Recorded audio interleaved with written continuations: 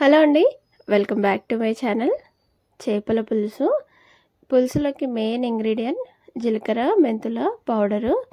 ఇది పులుసు అయినా కర్రీ అయినా లేదంటే ఎండు చేపలతో చేసిన ఈ పొడి కొంచెం వేసుకుంటే మంచి టేస్ట్ వస్తుంది. నేను 1.5 టీ స్పూన్ వరకు జీలకర్ర, 1 టీ స్పూన్ మెంతులు వేసి వేయించుకొని పొడి చేసుకోవాలి. అలాగే అల్లం వెల్లుల్లిపాయ పేస్ట్ కూడా ఫ్రెష్గా చేసుకుంటున్నాను. స్టవ్ పైన ఒక గిన్నె పెట్టేసుకొని ఆయిల్ వేసి ఆనియన్స్ వేసి వేయించుకోవాలి. ఈ ఆనియన్స్ గ్రేవీ కోసం అండి. మంచి కలర్ వచ్చేంత వరకు ఫ్రై చేసుకోవాలి. ఇవి ఇలా కలర్ వచ్చిన తర్వాత మనము మిక్సీ జార్లోకి తీసుకొని మెత్తగా పేస్ట్ లాగా గ్రైండ్ చేసుకోవాలి. ఇది జీలకర్ర మెంతుల పొడి, ఇది ఆనియన్ పేస్ట్, అల్లం వెల్లుల్లిపాయ పేస్ట్ కూడా చేసి పక్కన పెట్టేశాను. మనకి పులుసుకి సరిపడా చింతపండు అయితే నానబెట్టుకోవాలి. ఇవి వచ్చేసి ఫిష్ నేను నీట్గా కడిగి పెట్టుకున్నాను. ఒక 2-3 సార్లు ఉప్పు వేసి కడుక్కోవాలి. ఇందులోకి నేను కొంచెం పసుపు వేసుకుంటున్నాను. అలాగే కొద్దిగా కారం, కొంచెం ఉప్పు కూడా వేసుకుంటున్నాను. నేను ఇవన్నీ వేసి ముక్కలకు పట్టించి ఒక 10 నిమిషాలు పక్కన పెట్టేస్తానండి. ఇవి పులుసులోకే కాబట్టి ఎక్కువ స్పైసెస్ వేయట్లేదు. ఇలా అంతా పట్టించేసి ఒక 10 నిమిషాలు పక్కన పెట్టిన తర్వాత జస్ట్ లైట్గా 2 వైపులా ఫ్రై చేసుకోవాలి. అలా చేసుకొని వేయడం వల్ల మనకి పులుసులోకి వేసినప్పుడు టేస్ట్ బాగుంటుంది. ముక్క కూడా విరగకుండా వస్తుంది. జస్ట్ కొంచెం ఆయిల్ స్ప్రే చేసుకొని ఫ్రై చేస్తున్నాను. ఎక్కువ ఆయిల్ కూడా అవసరం లేదు. జస్ట్ కలర్ చేంజ్ అయితే సరిపోతుంది. అది మొత్తం ఫ్రై అవ్వాల్సిన అవసరం లేదు. ఇలా అంతా మనకు కావాల్సినన్ని తీసుకొని ఇలా ఫ్రై చేసుకోవాలి.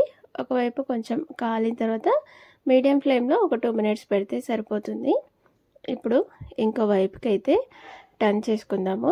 ఒకవైపు అయితే ఇలా చిన్నగా కలర్ వస్తే సరిపోతుంది. ఫ్రై అవ్వాల్సిన అవసరం లేదు. మనం ఇలా చేసుకొని వేస్తే ముక్కకి కారం ఉప్పు పడుతుంది. అలాగే విరిగిపోకుండా కూడా వస్తుంది. మనము పులుసులో వేసుకుంటాం కాబట్టి తొందరగా వాటికి మసాలాలు అనేవి పట్టవు. కర్రీ అయితే పర్లేదు, డైరెక్ట్గా వేసుకోవచ్చు.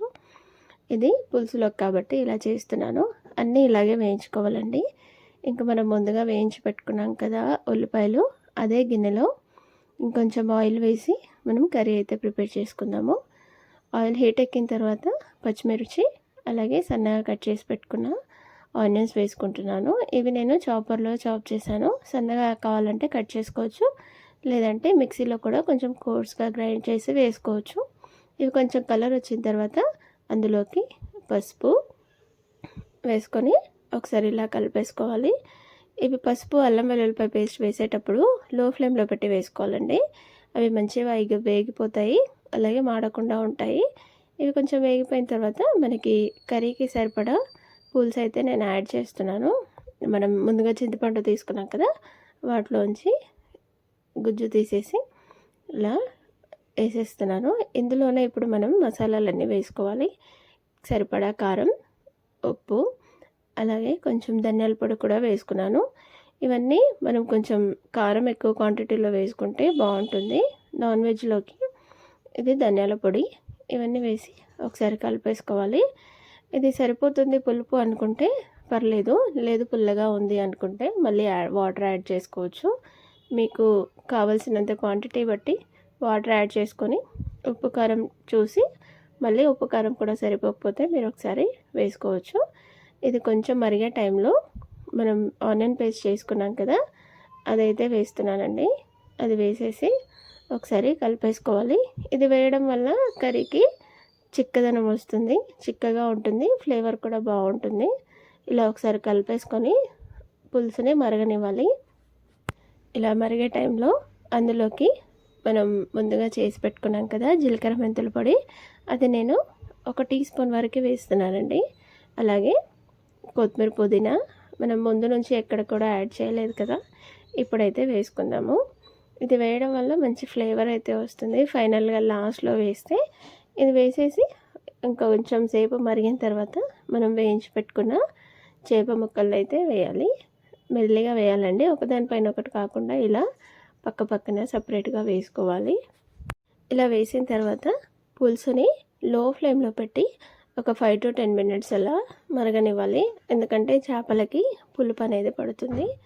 మనం ఊరికే కలపకుండా జస్ట్ ఇలా సైడ్లోకి అనుకుంటే సరిపోతుంది. అంతే అండి. ఇలా కలిపేసి లో ఫ్లేమ్లో పెట్టేసుకొని ఒక 5 to 10 మినిట్స్ అది ఉడికించుకోవాలి.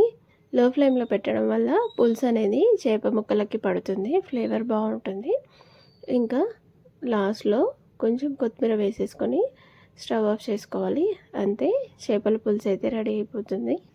చూడండి, ముక్క కూడా అలాగే ఉంది, విరగకుండా. నచ్చితే లైక్ చేయండి, షేర్ చేయండి, సబ్స్క్రైబ్.